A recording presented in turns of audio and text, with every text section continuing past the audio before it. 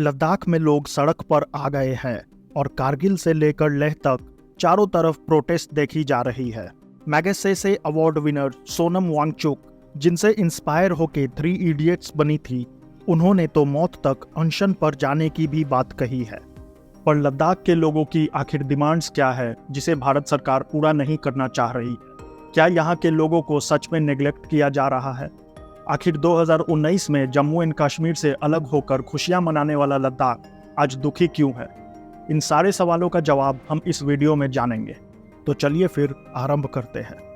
2019 में BJP lead NDA government ने parliament में एक रीऑर्गेनाइजेशन बिल पास किया था, जिसके तहत जम्मू एंड कश्मीर को 2 यूनियन टेरिटरीज में बांट दिया गया था।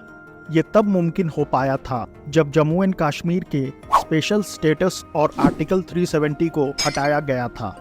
लद्दाख, जो कि भारत का नॉर्थ मोस्ट रीजन है, वहाँ के अलग कल्चर और ज्योग्राफी होने के कारण वहाँ के लोग हमेशा से एक अलग राज्य की मांग कर रहे थे। उनकी माने तो वहाँ की पॉलिटिक्स, इकोसिस्टम और एनवायरनमेंट जम्मू एंड कश्मीर से काफ़ी अलग है और सेंसिटिव एनवायरनमेंट होने के कारण लद्दाख में सस्टेनेबल डेवलपमेंट की ज़रूरत है। यहाँ के लोग अपने आप को सालों से नेग्लेक्टेड महसूस करते थे और यही कारण है कि 2019 में एक अलग यूनियन टेरिटरी बनने के डिसीजन को उन्होंने वेलकम किया था।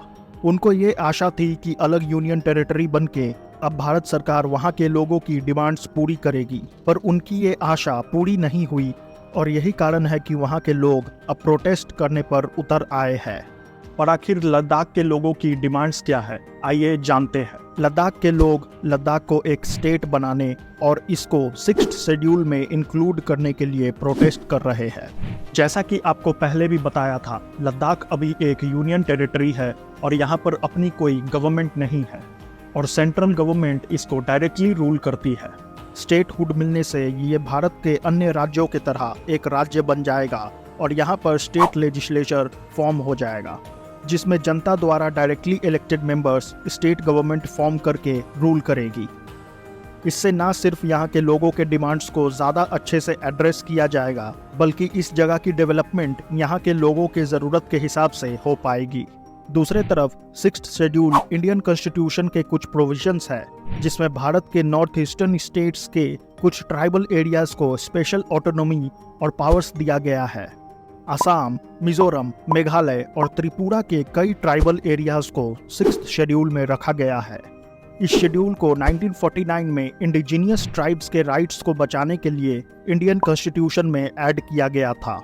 इस शेड्यूल के तहत कुछ ट्राइबल एरियाज में ऑटोनोमस काउंसिल्स और रीजनल काउंसिल्स बनाए जाते हैं, जो कि इन एरियाज के डेवलपमेंट के लिए इम्पोर्टेंट होते हैं और सेंट्रल गवर्नमेंट से इन्हीं को फंड मिलता है यहाँ पर डेवलपमेंट के लिए। लद्दाख के लोगों की तीसरी मांग जॉब सिक्योरिटी और जॉब में रिजर्वेशन है, जिसमें लद्दाख के इंडिजीनियस लोगों को करीब 12,000 वैकेंसीज पर नियुक्त करने की मांग है। लद्दाख जब से जम्मू एंड कश्मीर से अलग हुआ है, वहां पर एक भी गैजेटेड वैकेंसी कमीशन्ड नहीं हुई है, जबकि जम्मू एंड कश्मीर में 2019 से 3 बार वैकेंसीज कमीशन हो चुकी है। साथ में लद्दाख में एक अलग सर्विस कमीशन बनाने की भी मांग है। चौथी डिमांड है लद्दाख की रिप्रेजेंटेशन को लोकसभा में बढ़ाने की। लोगों की डिमांड है कि लोकसभा में उन्हें 2 सीट और राज्यसभा में 1 सीट दिया जाए, जिसमें मुस्लिम मेजॉरिटी कारगिल और बुद्धिस्ट मेजॉरिटी लेह को एक सीट दिया जाए। पर इन मांगों को भारत सरकार क्यों नज़रअंदाज कर रही है, आइए इस पे नज़र डालते हैं।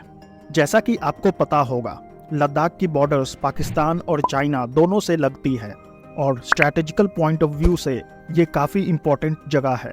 गलवान वैली और अक्साई चीन भी इसी एरिया में आते हैं और चाइना की एग्रेशन इस रीजन में पिछले कुछ सालों से बहुत ज़्यादा बढ़ गई है। यही कारण है कि भारत सरकार इस रीजन को एक स्टेट बनाने में डिले कर रहा है और सेंट्रल गवर्नमेंट इसकी कंट्रोल डायरेक्टली अपने हाथ में रखा हुआ है, जिससे ट्रूप्स मूवमेंट और बॉर्डर मॉनिटर करने में आसानी होगी। दूसरा कारण है लीगल इश्यूज।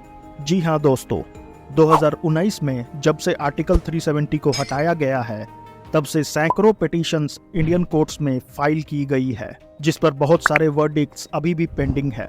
इसलिए भारत सरकार कहीं ना कहीं ये भी सोच रहा होगा कि एक बार इन पिटीशंस की फाइनल वर्डिक्ट आ जाए उसके बाद ही लद्दाख के ऊपर कुछ डिसीजंस लिया जाए। हालांकि आपको बता दें, भारत सरकार यहाँ पर लद्दाख को पूरी तरह से नेग्लेक्ट नहीं कर रही है। अपने तरफ से भारत सरकार ने भी बहुत सारे ऐसे काम किए हैं जिसके वजह से वहाँ के लोगों को उनका हक मिल पाए। आइए इसके ऊपर एक नज़र डालते हैं। लद्दाख की 79% पॉपुलेशन ट्राइबल है और ट्राइबल डिमांड्स को नज़र में रखते हुए सेंट्रल गवर्नमेंट ने यहाँ पर एसटीज की रिजर्वेशन को 10% से बढ़ाकर 45% कर दिया है। पर यहाँ पर रिक्रूटमेंट नहीं होने के कारण इस रिजर्वेशन का कुछ खास फायदा नहीं हो पा रहा है। वहीं पर 2021 में यूनियन गवर्नमेंट ने लद्दाख के लेफ्टिनेंट गवर्नर को पावर दी थी वहां पर ग्रुप ए और ग्रुप बी ऑफिसर्स की रिक्रूटमेंट को लेकर रूल्स बनाने के लिए। इसी साल भारत सरकार ने एक कमेटी भी बनाई थी किशन रेड्डी के अंदर, जिसका उद्देश्य लद्दाख के रिप्रेजेंटेटिव्स की डिमांड को समझना और उसका सॉल्यूशन निकालना था। पर अफसोस इस कमेटी से कुछ खास फायदा नहीं हो पाया। जनवरी 2023 में भारत सरकार ने नित्यानंद राय के अंदर एक हाई लेवल कमेटी को फॉर्म किया था, जिसमें लद्दाख के एलजी के साथ साथ वहां के लोकसभा मेंबर, लेह और कारगिल हिल काउंसिल के चेयरपर्सन्स और लेह एपेक्स बॉडी और कारगिल डेमोक्रेटिक अलायंस के 7 मेंबर्स इंक्लूडेड थे। इस कमेटी का मेन उद्देश्य लद्दाख के unique tradition, language and culture को सेफगार्ड करना, वहां के लैंड और एम्प्लॉयमेंट को वहां के लोकल्स के लिए सुरक्षित करना और वहां पर इंक्लूसिव और सस्टेनेबल डेवलपमेंट करना था। हालांकि कारगिल डेमोक्रेटिक अलायंस और लेह एपेक्स बॉडी का कहना है कि ये कमेटी में उनकी रिप्रेजेंटेशन प्रॉपर नहीं है और ये कमेटी अभी तक कुछ खास कर नहीं पाई है लद्दाख के लोगों को उनके हक दिलाने के लिए। यही कारण है कि दोनों बॉडीज ने मास मूवमेंट की शुरुआत की है। हालांकि आपको बता दें, इसी हाई लेवल कमेटी की बैठक 19 फरवरी 2024 को होने वाली है, जिसमें लद्दाख के स्टेटहुड के ऊपर डिस्कशन की उम्मीद है।